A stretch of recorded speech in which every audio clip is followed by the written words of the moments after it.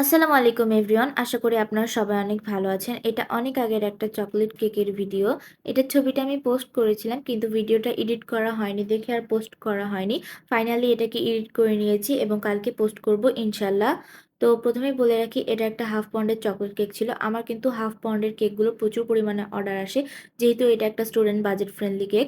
তো সকলেই এটাকে এফোর্ড করতে পারে। প্রথমেই আমি কেক বোর্ডের মধ্যে কেক বেসটাকে হালকা ক্রিম দিয়ে সেট করে নিয়েছি। এরপর এটার মধ্যে chocolate sugar syrup, chocolate ganache, chocolate cream এবং ক্রিমের উপর আবার চকলেট গানাশ দিয়েছি। এভাবে প্রত্যেকটা লেয়ার সাজিয়ে নেওয়ার পর এটাকে আমি ক্রাম কোট করে সারা রাতের জন্য ফ্রিজে রেখে দিয়েছিলাম। পরের দিন সকালে আমি এটাকে সাদা ক্রিম দিয়ে ফিনিশিং দিয়ে নিয়েছি।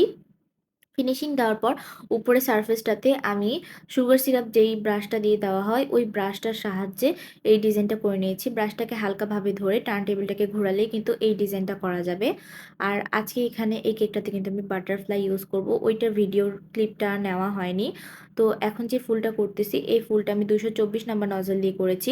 আর রেড ম্যানের স্ট্রবেরি পিঙ্ক কালার সাথে একটু ইয়েলো কালার মিক্স করে আমি এই কালারটা এনেছি। এই কালারটার সাথে রেড ম্যানের পার্পল কালারটা মিক্স করে এরপরে যে ফুলটা দেব সেই ফুলটার কালারটা এনেছি। আর এই ফুলটা আমি 2D নজল দিয়ে দিয়েছি। এই কালারটা দিয়েই কিন্তু আমি এখন নোটটা লিখে নিব পাইপিং ব্যাগের মাথাটা চিকন করে কেটে।